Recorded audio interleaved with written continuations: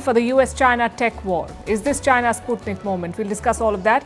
Meanwhile, Trump is cracking down on illegal immigrants and picking fights with other countries. We'll tell you about his dramatic showdown with Colombia. He's also had a phone call with India's Prime Minister Narendra Modi, his first since becoming president. Also in Washington is the Trump-Musk bromance coming to an end. We'll tell you about Trump's chief of staff who is set to be showing Musk his place. US intelligence says Hamas has recruited more than 15,000 fighters in the last year. So what did Netanyahu's war achieve? Hamas is not finished, the hostages were not freed, and he took the deal that he rejected 7 months back. Looking ahead to India's union budget, is income tax relief on the cards this time? Why the Indonesian president said that he has Indian DNA? Why Congo and Rwanda are fighting? What's the outcome of the Indian Foreign Secretary's visit to China? Why NASA is launching rockets to study the Northern Lights? And why only 19% of India's C-suite positions are occupied by women? All this and more coming up. The headlines first. Elon Musk's Tesla joins BMW to take the European Union to court. It's over the bloc's import tariffs on Chinese-made electric vehicles. Both the car makers manufacture EVs in China. Brussels has accused Beijing of unfairly undercutting European automakers. Earlier this month, the EU stepped up its probe into the Musk-owned X over content moderation. Denmark unveils a plan to combat racism against Greenlanders. This comes as US President Donald Trump eyes the Arctic territory. Among the initiatives are the right to a Greenlandic passport and getting help in reporting discrimination. Greenland is strategically located between the US and Europe. Belarus's President Alexander Lukashenko wins a 7th consecutive term in office. The exiled opposition and the West call the election a sham, but Russia and China congratulate him. The candidates who ran against Lukashenko actually campaigned in his favor. The 70-year-old has ruled Belarus since 1994. In India, Uttarakhand implements the Uniform Civil Code, becoming the first Indian state to do so. The Uniform Civil Code replaces the various laws on marriage, divorce and inheritance. This was a major pre-poll promise made by the state's chief minister. And a big honour for India pacer Jasprit Bumrah. The International Cricket Council names him the Men's Test Cricketer of the Year for 2024. Bumrah was the leading wicket taker in Test cricket last year. He is only the second Indian bowler to receive this award after R. Ashwin.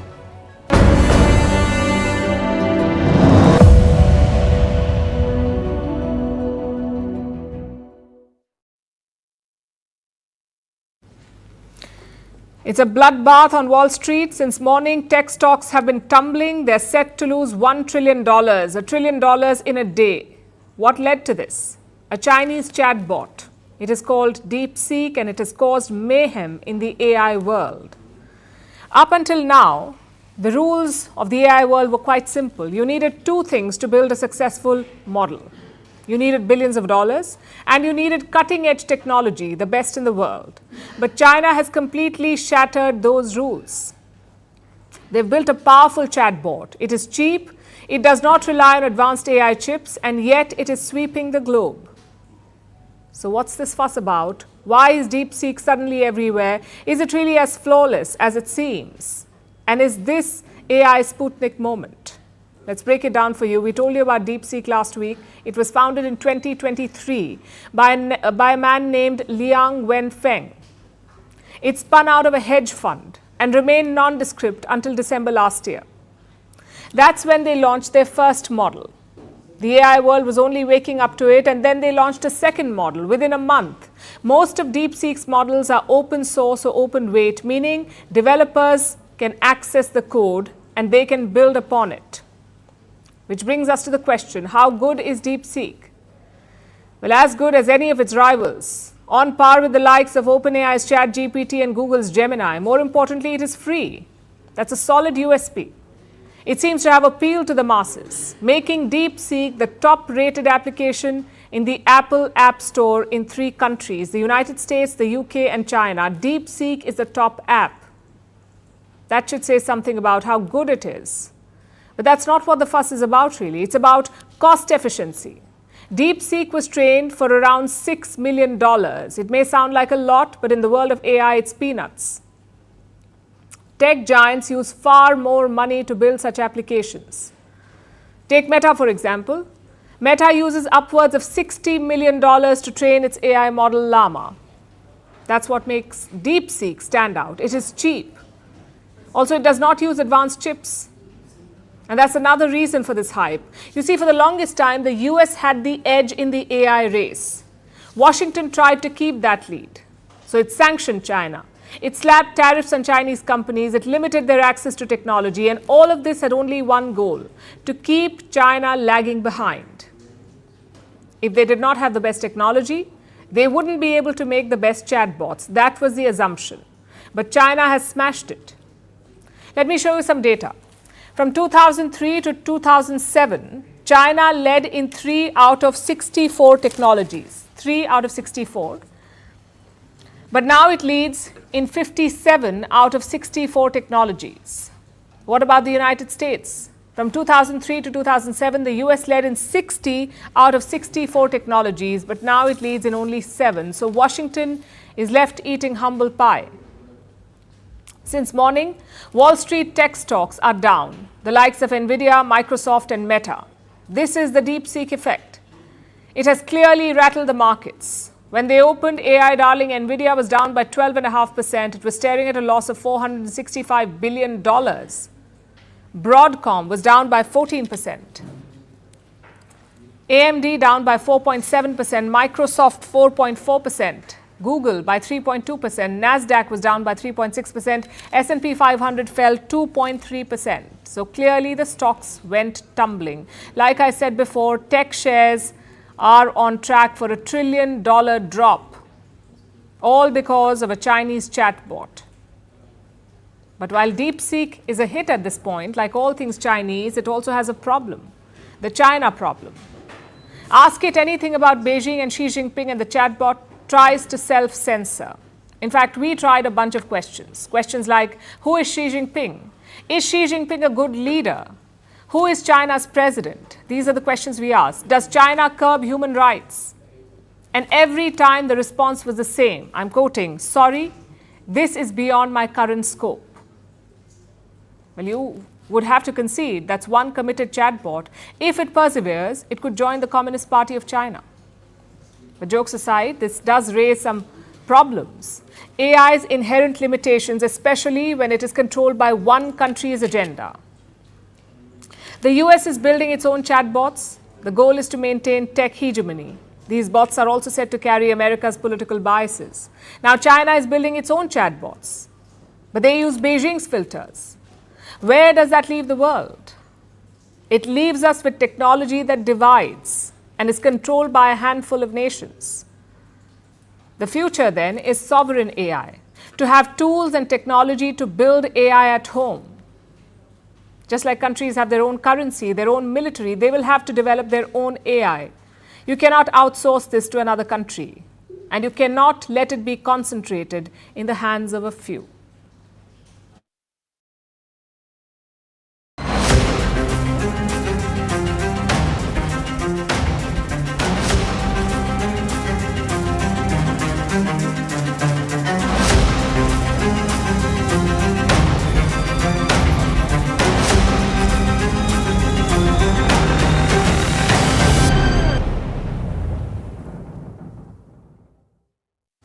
Donald Trump and Prime Minister Narendra Modi have finally spoken. The much-anticipated phone call has just happened today. They spoke last in November, right after Trump won the election. That phone call was customary. Prime Minister Modi had just called Trump to congratulate him.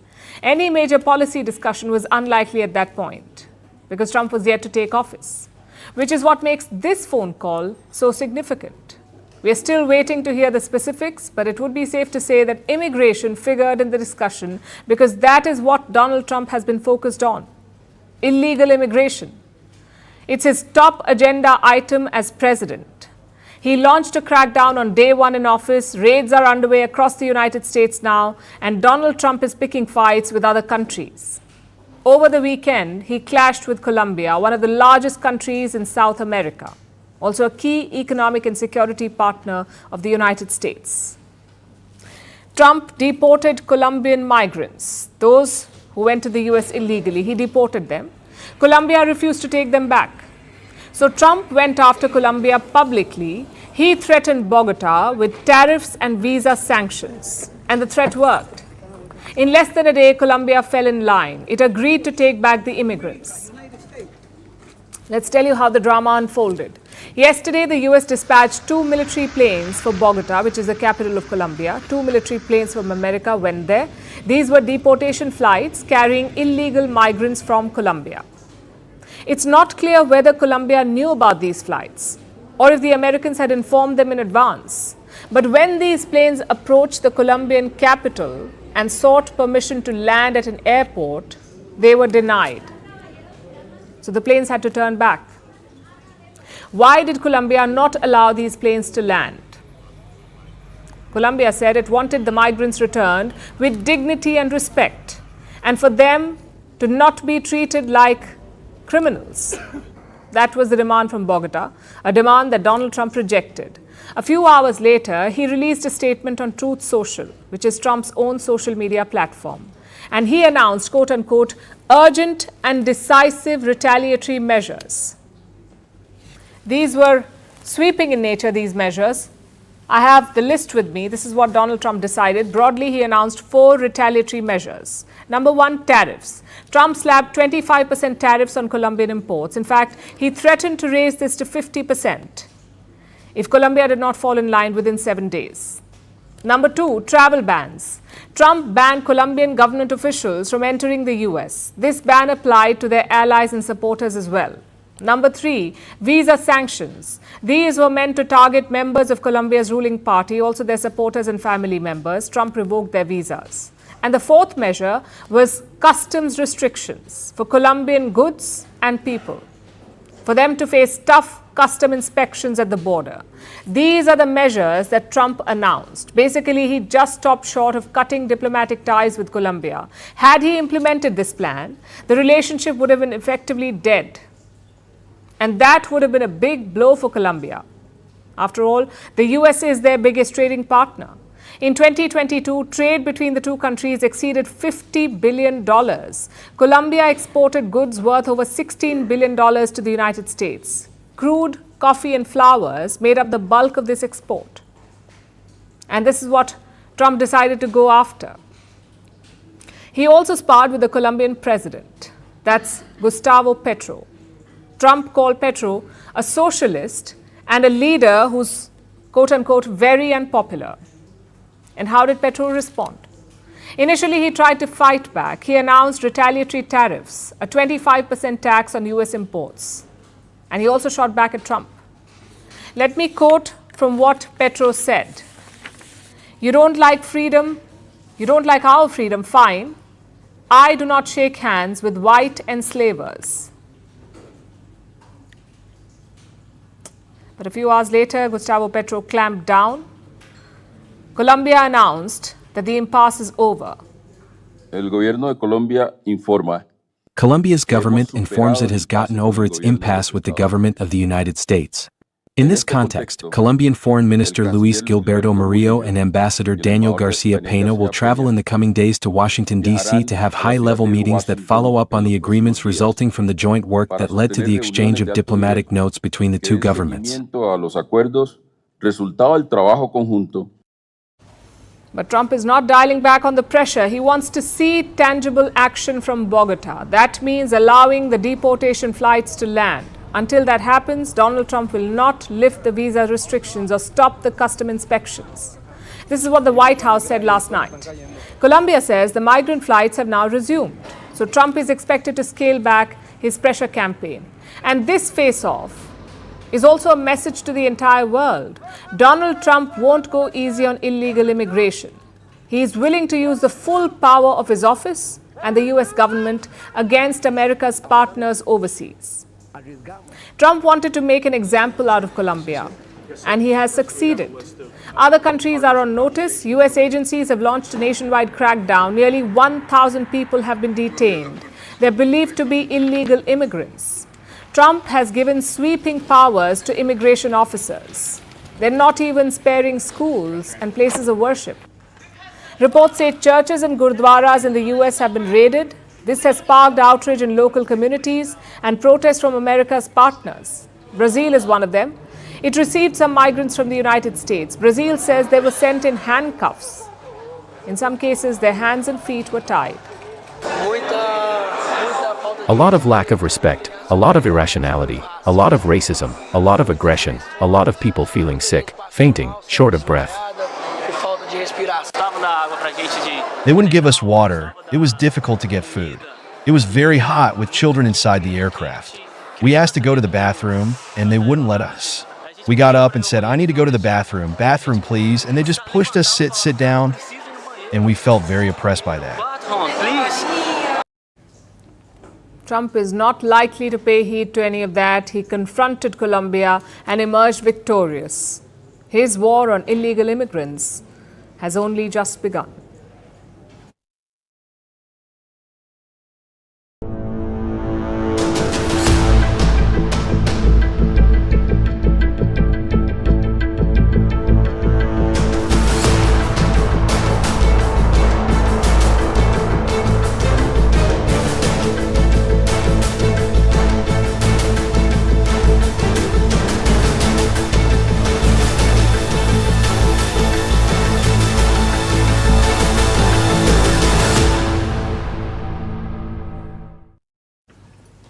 It was the kind of friendship that made headlines, the kind Hollywood dreams of capturing on the silver screen. Donald Trump and Elon Musk, two larger-than-life personalities, both powerful, both famous, and both coming together in a glittering display of camaraderie. Together, they had it all: power, fame, matching egos, and now even the White House. The duo looked unstoppable. But in the eternal words of Taylor Swift, nothing lasts forever. The trouble in paradise began last week when Donald Trump was sworn in as president. He moved into the White House. But Elon Musk, he was left outside the gates. Reports suggest that Musk expected a prime spot, a room near Trump's office. After all, he'd been living at Mar-a-Lago, Trump's luxury Florida resort. Musk had rented a room there. He spent most of his time with Trump. So it felt like a prelude to their DC dynamic. Two best buddies working side by side. But reality turned out to be far less cozy, and one woman made sure of it. Her name is Susie Wiles. She is Donald Trump's chief of staff and a Republican veteran. At 67, she's earned a reputation as the Ice Maiden, a nickname that she's lived up to swiftly. Musk had his heart set on the White House, but Wiles iced him out. Instead, he got an office in the Eisenhower building, which is across the road from the White House. Wiles has also silenced any whispers of a co-presidency. Her message could not be clearer. There is only one president in this administration, and that person is Donald Trump. That was blow number one. And like any great buddy comedy, Act 2 delivered even more drama. Last week, Trump unveiled Stargate. We told you about it, a massive $500 billion AI venture. President Trump called it the biggest AI project in history. One would think support from his trusted ally would be a given. But Elon Musk thrashed the project from the get-go. He criticized the valuation, he clashed publicly with one of the stakeholders, he questioned the project's credibility, and the backlash was instant. Trump's aides were livid. For many, Elon Musk's comments were not just disruptive, they were downright unacceptable. Donald Trump was asked about this. Listen to what he had to say. Related to your AI, EO, just hours after you made that big Stargate announcement, Elon Musk tweeted that they don't actually have the money. Is that true? I don't know if they do, but they're putting up the money. The government's not putting up anything. They're putting up money. They're very rich people, so I hope they do. And I mean, Elon doesn't like one of those people. Trump did not seem too bothered at first. After all, even BFFs have disagreements. But what happens when there are just too many? Because now Donald Trump and Elon Musk are butting heads again, this time over UK's Prime Minister Keir Starmer. You know Musk's history with Starmer. Elon Musk has publicly roasted the UK PM for practically everything from Britain's economic troubles to its grooming gangs. Musk has called for the Prime Minister to resign, and he has backed controversial media personality Andrew Tate for Prime Minister. So it's safe to say that Musk and Starmer do not get along. But Trump has struck a different note. He seems to have a softer spot for the UK leader. In a recent press briefing, Trump praised Starmer, saying that he was quote-unquote doing a good job and even called their relationship very good. It is a stark contrast. So from AI mega projects to foreign policy favorites, Musk and Trump have strong differences, and the gap between them is said to be growing wider. It began as a bromance for the ages, but will it end as a cautionary tale of clashing egos and competing visions? The world is watching.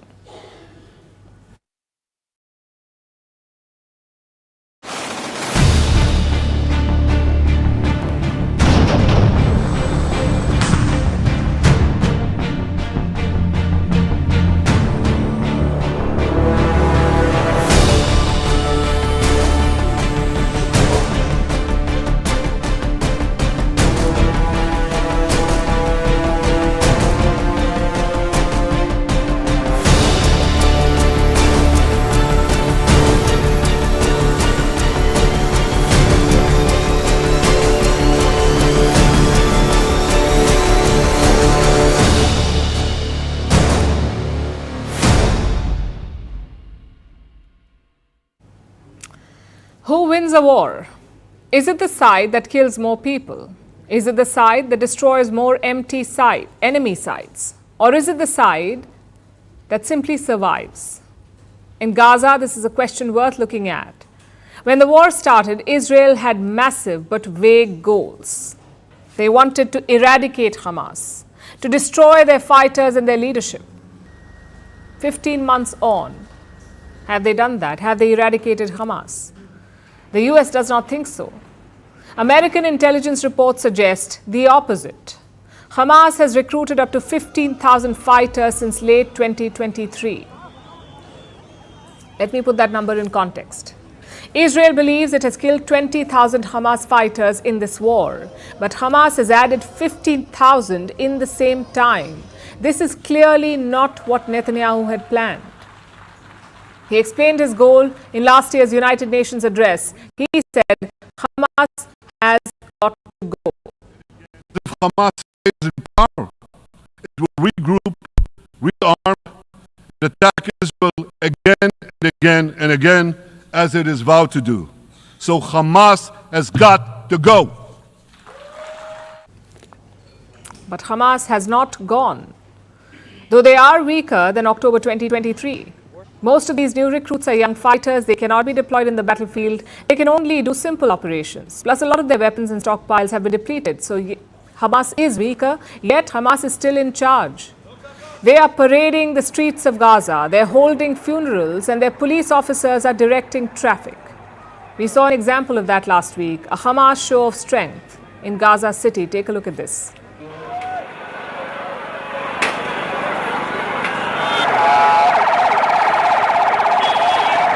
يا عمي هشام حبيبك بترج الكاميرا حبيبك.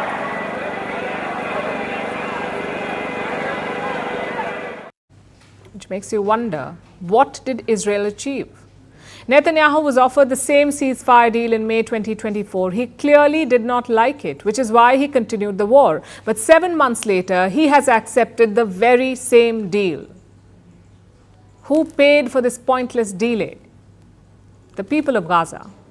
In May 2024, around 30,000 Gazans had been killed in this war. Today, the death toll is more than 46,000. That is the cost of Netanyahu's delay, 46,000 dead. He started this war without a realistic goal. Not only has he failed to eliminate Hamas, he killed innocent Gazans. Nearly 18,000 of the fatalities are children. Over 38,000 kids have been orphaned. It's fertile ground for radicalization. Maybe that's why Hamas recruitment numbers are up. The question is, what happens next? Well, we are in the early stages of the truce. Hamas is slowly releasing Israeli hostages, and Israeli military is pulling out of Gaza. The result is a mass movement of people.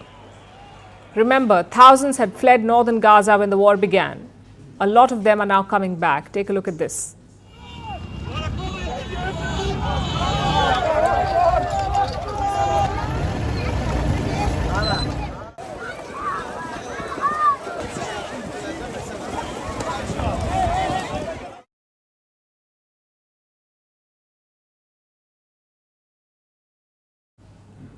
The truce will expire on March 2nd. Gaza needs a political settlement before that. If not, the fighting could flare up again.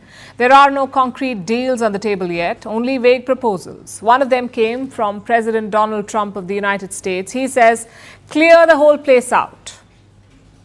What about the 2 million Gazans? Trump wants Egypt and Jordan to take them in. I'd like Egypt to take people. I'm talking to General El-Sisi tomorrow, sometime, I believe. And I'd like Egypt to take people, and I'd like Jordan to take people. You're talking about probably 1.5 million people, and we just clean out that whole thing. It's it's over the centuries that's many conflicts at site. Israel will love this plan, but Arab states have already rejected it. After all, Gaza is Palestinian land. Why should they be forced to leave it? A second proposal was pushed by the former Biden regime. They wanted the Palestinian Authority, or the PA, to take over Gaza. Now, the PA rules over the West Bank. They are globally accepted, unlike Hamas. Reports say Arab countries also like this proposal, but chances are Israel and Hamas won't. Hamas says they are open to sharing power in Gaza, but they won't agree to being replaced completely. They want to be part of the government. Israel's concern is different. If the PA takes over Gaza, they could unify Palestinians. You wouldn't have two Palestinian power centers anymore, one in Gaza and one in the West Bank. They'll be united, and Israel won't like that. They prefer Palestinians to be divided. In fact, that is how Hamas grew. For years, Netanyahu supported and funded the Hamas. His goal was to weaken the PA, to split the Palestinian leadership. But if the PA takes over Gaza, that work could be undone. So Israel is facing some tough choices. This is what happens when you fight without goals. You could lose your battlefield gains on the negotiating table. Netanyahu is certainly headed that way. His only hope is Donald Trump. If Trump sides with the Arab nations, it's game over. Israel will have to cut a deal. But his recent remarks will give Netanyahu some confidence. The Israeli leader is expected to visit the US in early February. He will be hoping to sway his old friend. That mission could decide the future of Israel, Gaza, and Netanyahu's political career.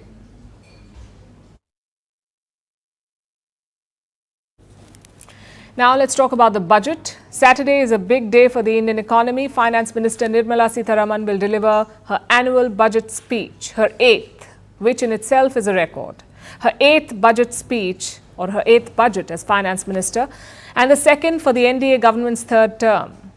Last year, India's economy was doing relatively well, so the Finance Minister largely stuck to fiscal prudence. This time is different though. The past few months have been tough for the Indian economy. Growth has slowed, inflation remains high, and consumption spending has taken a hit. So what can the government do to revive India's growth? And will it finally cut income tax rates? Our next report looks at the possibilities. For millions of Indians, the budget boils down to one simple question.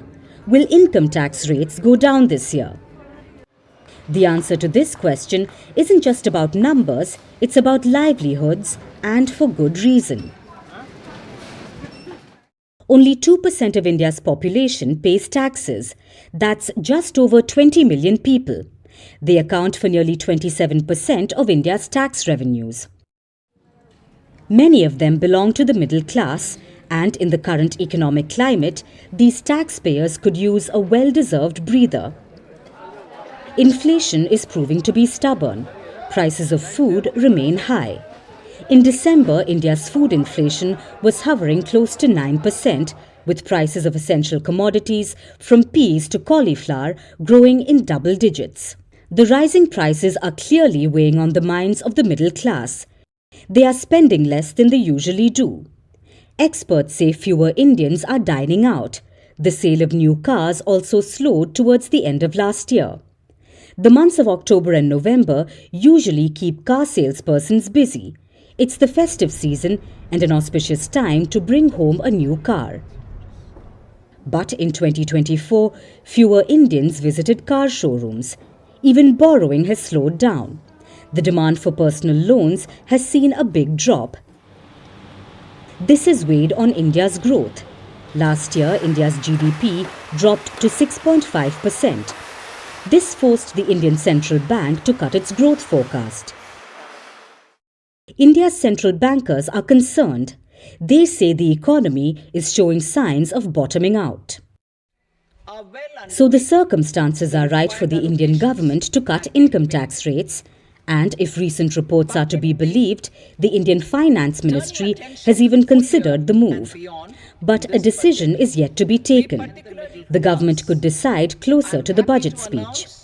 The Prime Minister's package of 5 schemes. Prominent brokerages support the idea.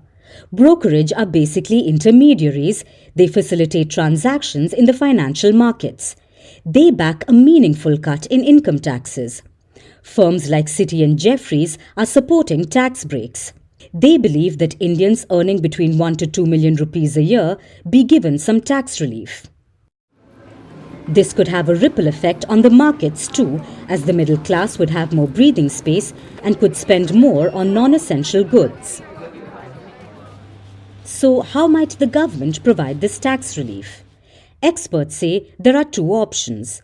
The government could either lower the rates themselves or raise the exemption limits. Both options would lead to a loss of tax revenue for the government, but with growth slowing, the government has few tools left to spur the economy.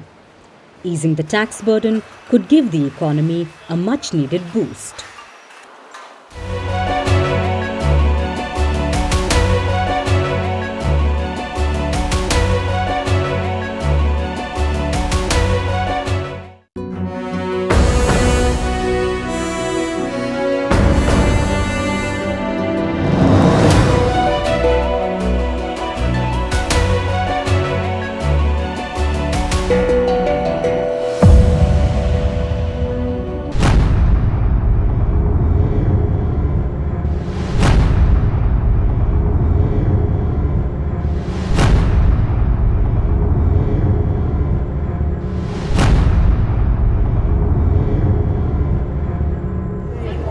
U.S. President Donald Trump said on Sunday he would impose sweeping retaliatory measures on Colombia, including tariffs, sanctions, and travel bans. The move comes after the South American country turned away 2 U.S. military aircrafts, with migrants being deported as part of the new U.S. administration's immigration crackdown. Trump's swift action appeared aimed at making an example of Colombia, to dissuade other countries from defying him on deportation flights. He said Colombian President Gustavo Petro's refusal jeopardized U.S. national security, and has directed his administration to take retaliatory measures. That includes imposing emergency 25% tariffs on all goods coming into the United States, which will go up to 50% in 1 week, as well as a travel ban and visa revocations on Colombian government officials and its allies. Petro condemned the practice, suggesting it treated migrants like criminals. And in response, Colombia threatened a 50% tariff on U.S. goods. According to the State Department, the United States is Colombia's largest trade and investment partner, and Colombia is also the U.S.'s 3rd largest trade partner in Latin America. Mexico also refused a request last week to let a U.S. military aircraft land with migrants. Trump did not take similar action against Mexico, the U.S.'s largest trade partner, but has said he was thinking of imposing 25% duties on imports from Canada and Mexico on February 1st.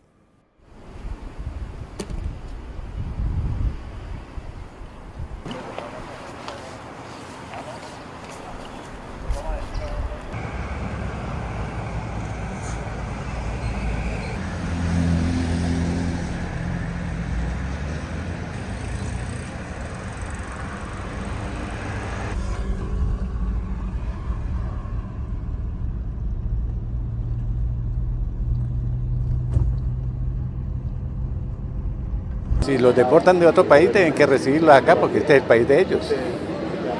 Que el presidente no acepta eso, pero si uno viene al país de uno, ¿cómo es posible que no lo acepte? Eso es ilógico, ¿no?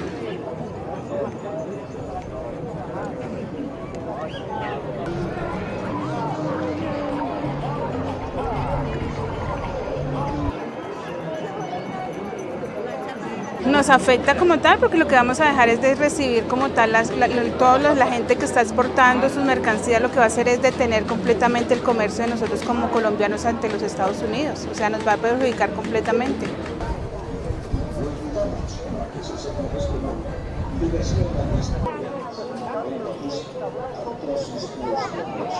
Pues la problemática es que el señor Petro debe pensar mejor con cabeza fría, no tanto ideológicamente, sino qué nos conviene como país. Entonces creo que toca pensar más.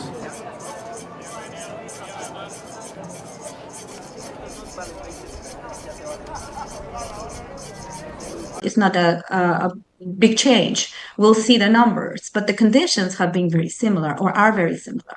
It's about, the beginning of a new administration and also ideological difference as well. But it's going to be interesting to see how much the United States.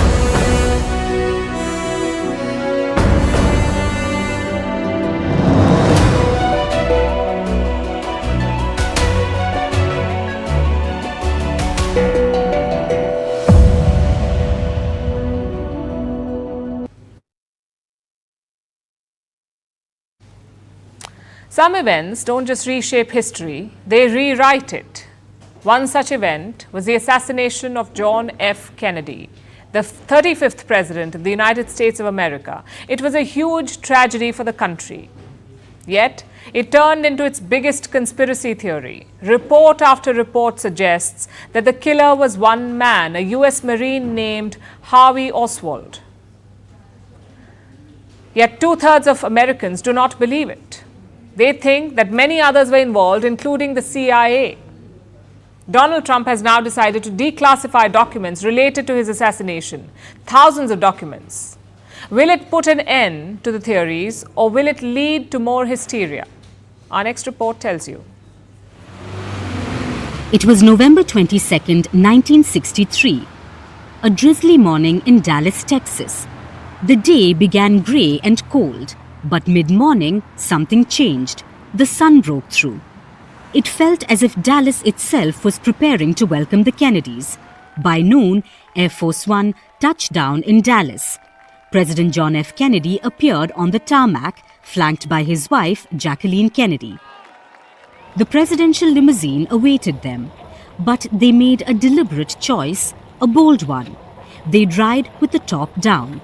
After all, the sun was shining now, and the people were waiting. The president had to speak at a luncheon. More than 3 years, fact that we do stand on the edge of a great new era. As the motorcade rolled through the streets of Dallas, the sidewalks were packed. Hundreds gathered to catch a glimpse of the US president. But as the limousine passed the Texas School Book Depository, a sudden, jarring sound pierced the moment.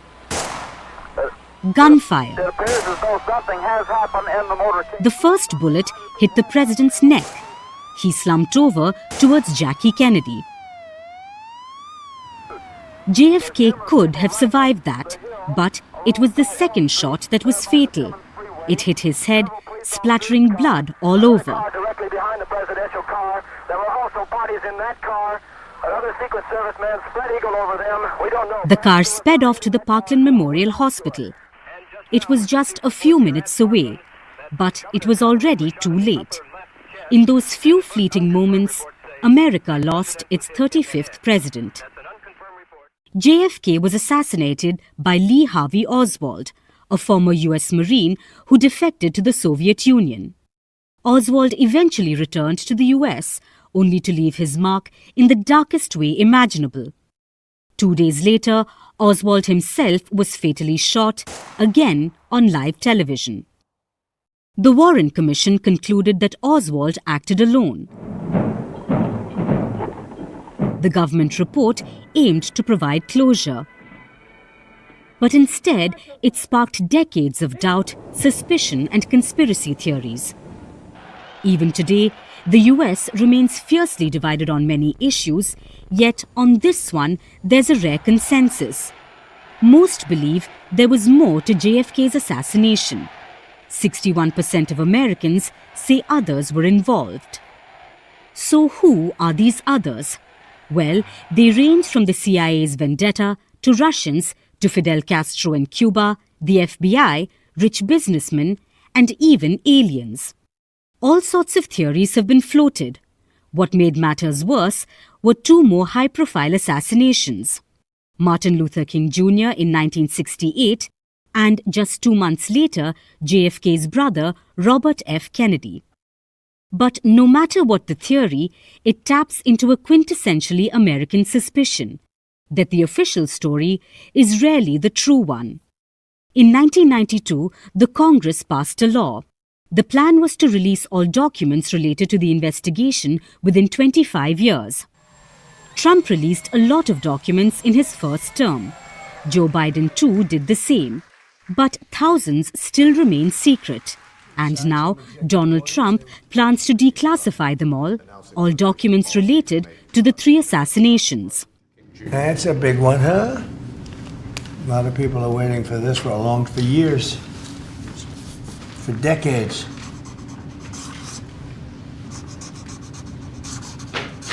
And everything will be revealed.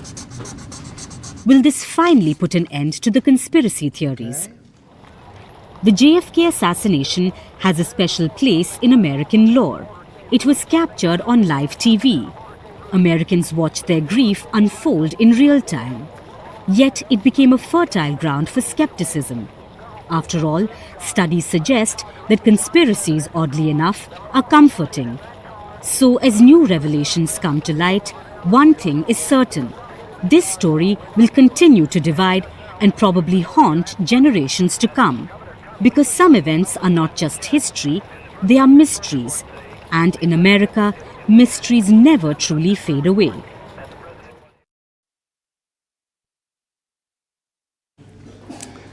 What does the world run on? You may think oxygen or oil or money. But the question is deeper than that. The world runs on norms and traditions. If you hit someone, chances are they will hit you back. If you run a red light, you will be fined. If you invade a country, you will be condemned. These are the norms that we like to believe in. But new leaders are tearing up those norms and expectations. The new currency is disruption. Just look at the World Economic Forum in Davos. It's the poster child of cooperation. World leaders often talk about globalization, or increasing free trade, or combating climate change. This time, all the big names want to shake things up, starting with Donald Trump, of course. He spoke virtually at the forum yesterday. His message was basically a threat to multinational companies: make in America or face tariffs. Come make your product in America and we will give you among the lowest taxes of any nation on earth. We're bringing them down very substantially, even from the original Trump tax cuts. But if you don't make your product in America, which is your prerogative, then very simply you will have to pay a tariff, differing amounts, but a tariff which will direct hundreds of billions of dollars and even trillions of dollars into our treasury to strengthen our economy and pay down debt. This seems to be a solution for everything. Pretty soon, Trump will be taxing the sun for selling light. But it's not just him. Argentina's president went a step ahead. His name is Javier Milei. Milei did not just target mainstream economic thought, he also targeted new cultural ideas, calling wokeism a cancer. The common denominator for the countries and institutions that are failing is the mental virus of woke ideology. It is the great pandemic of our time that needs to be cured. It is the cancer that must be cut out. Wokeism also manifests itself through the sinister radical ecologism under the climate change flag.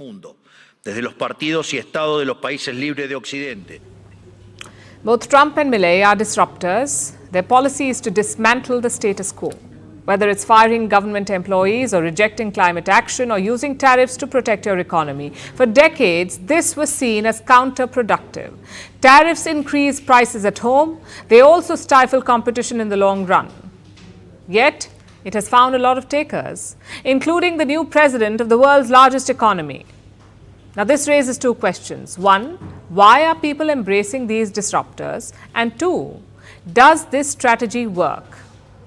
The first question has a simple answer. Because the established norms failed. We were told that free trade and globalization would solve everything, that alliances would keep people safe and that wars were a thing of the past. But all of that collapsed in the last few years. Inflation rose to record highs, 2 full-blown wars broke out, and the status quo completely failed. So naturally, people looked for something new, someone who could shake things up.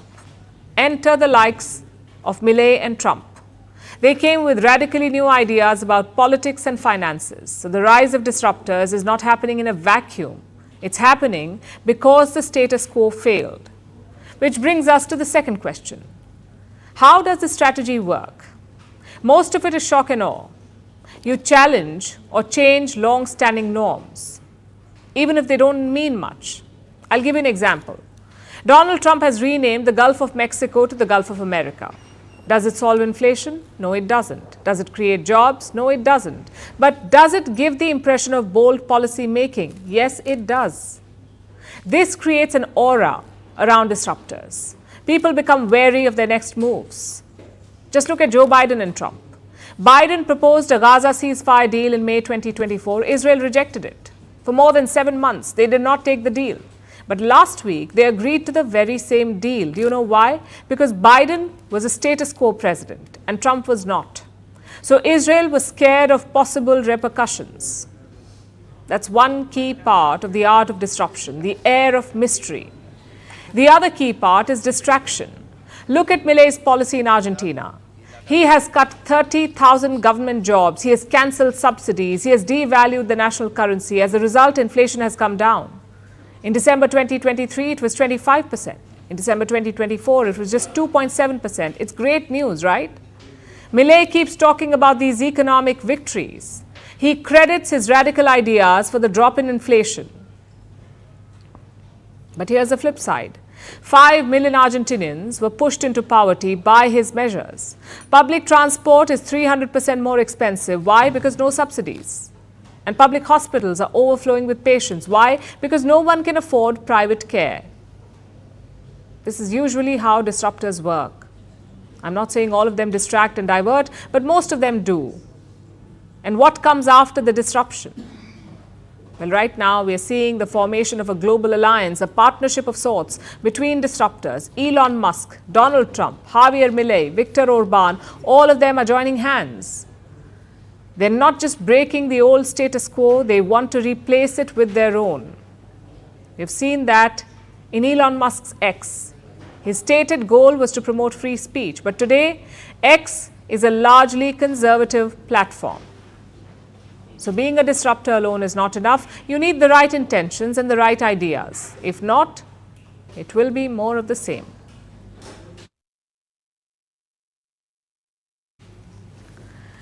This Sunday, India will celebrate its Republic Day. It was on this day 76 years back that India adopted its constitution. And as always, an important foreign dignitary will attend this event as chief guest. This year, India has invited the President of Indonesia, Prabowo Subianto. He touched down in New Delhi last night. He'll be the 4th Indonesian leader to receive the honor. Indonesian troops will take part in Sunday's parade. Subianto is being accompanied by a 352-member marching contingent. Interestingly, the visit almost did not happen. Subianto had plans to visit Pakistan after India. New Delhi did not like the idea. He seems to have dropped it now and seized the opportunity that this visit presents. Indonesia is an important ally for India in Southeast Asia. It is a relationship rooted in history and shared culture. Our next report tells you more. Cultural connections are a powerful tool in diplomacy. They allow nations to find common ground, even across diverse beliefs. India and Indonesia share such a bond. It's built on a shared heritage. Indonesia has the world's largest Muslim population, yet influences from Hinduism are deeply ingrained in its culture and traditions. The Indian epic Ramayana was adapted in the country centuries ago. Since 1961, the Ramayana ballet has been performed on the island of Java. Even today, it shapes the beliefs and practices of many Indonesians.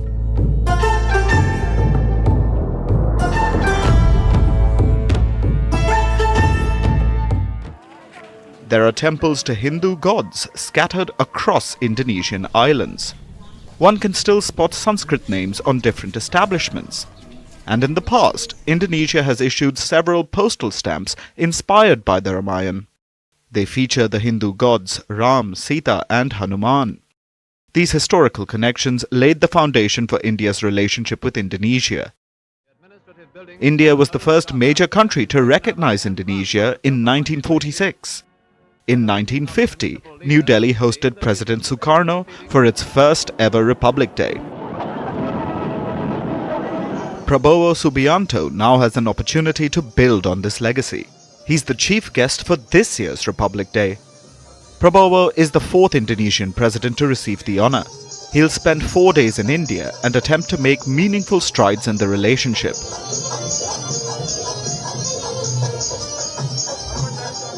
Defense would be a major area of focus for him. A deal is in the works. Indonesia is interested in buying the BrahMos missile from India. These are supersonic missiles which can be launched from land, air or sea. India developed the BrahMos along with Russia. Indonesia is interested in procuring this weapon, specifically the shore-based version of the missile. They can be mounted on warships. Beyond defense, Prabowo is keen on strengthening ties in other areas too, like digital technology. Indonesia is particularly inspired by India's Aadhaar. It was started as a unique identity system, but today Aadhaar has become the backbone for the delivery of public services to the people. Indonesia is keen on learning from India's experience. From New Delhi's perspective, connectivity remains a key priority. For years, India and Indonesia have been pursuing a connectivity project. The plan involves linking India's Andaman Islands with Indonesia's Aceh region. This would significantly boost trade between both sides. But progress on the project remains stalled. New Delhi would be eager to revive it. Trade, defense and security may shape ties in the modern age, but it is the historical connections that form the bedrock of this partnership. Indonesia is also home to a sizable Indian diaspora. These links only enhance the possibilities for a deeper collaboration.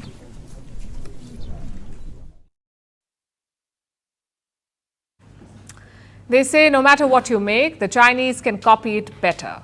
It rings true for the AI industry too. For years, artificial intelligence has been America's playground. The US had a clear head start. They built cutting-edge chatbots. They integrated AI into nearly every facet of our lives. But now it seems China is closing the gap. They've rolled out new AI models on par with their Western counterparts, and more importantly, at a fraction of the cost. So how did Beijing pull it off, and what does this mean for the AI race? Last month, a Chinese startup sent shockwaves through the AI world. It's called DeepSeek. They launched an AI model, DeepSeek V3, and it made headlines. It solves problems, codes programs, and even tackles intricate questions. And here's the kicker. It is on par with the likes of OpenAI's ChatGPT and Google's Gemini. And that's not all. This week, DeepSeek took it even further. They unveiled a groundbreaking AI reasoning model. It's called R1. Its performance is right up there with OpenAI's latest models. And the best part, it is free. So where did DeepSeek come from? The company spun out of a hedge fund. Until 2023, no one knew its name, but their first model turned heads. Now the second one is captivating the tech world. R1 is an open weight model, meaning researchers can dig into the algorithm, they can study it and build on it. The training data is not available. Even so, it's still on par with industry standards. Now here's where it gets stunning. The budget. DeepSeek does not have deep pockets. The estimated cost to train these models is around $6 million. Compare that to Meta's Llama, which uses upwards of $60 million. That's 10 times more. What about the chips that DeepSeek used? They weren't top of the line. They relied on NVIDIA's H800 GPUs, one of its less advanced chips. And it's not just about DeepSeek. Alibaba, Tencent, ByteDance, Moonshot, and 01 AI, they're all closing the gap. They're releasing AI models. They're matching the capabilities of US counterparts, But here's the game changer. They're not only on par, they're also cost efficient. And the best part, they're offering it for free. All of this is not a fluke. These advances are a direct response. Washington has long tried to curb China's tech industry. Tariffs, sanctions, restricting access to technology, they've tried everything. The rationale was simple. Without powerful chips and tech, China would struggle. They won't be able to develop AI systems. They would lag behind in the AI race. That's what America hoped for. But the restrictions had an unintended consequence. They triggered a wave of ingenuity. China was denied access to top-tier hardware, so engineers focused on maximizing efficiency. They trained smaller, specialized models. They chose efficiency over brute computing power, and the result is out there for the world to see. DeepSeek is the biggest example. It puts the West on the back foot. If China can make AI systems at a fraction of the cost, why can't they do the same? If Beijing's models are free, why is America charging for them? So for Washington, this presents a quandary.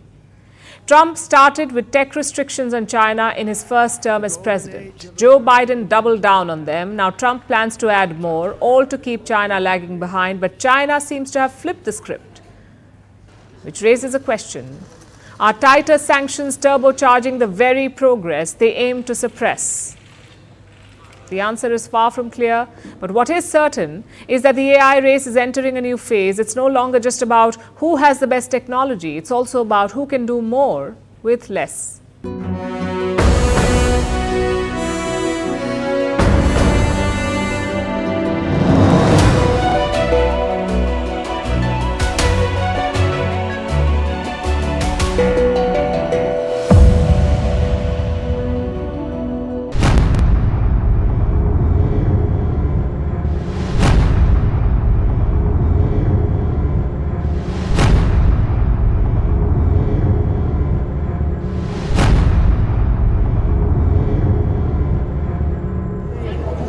U.S. President Donald Trump said on Sunday he would impose sweeping retaliatory measures on Colombia, including tariffs, sanctions, and travel bans. The move comes after the South American country turned away 2 U.S. military aircrafts, with the migrants being deported as part of the new U.S. administration's immigration crackdown. Trump's swift action appeared aimed at making an example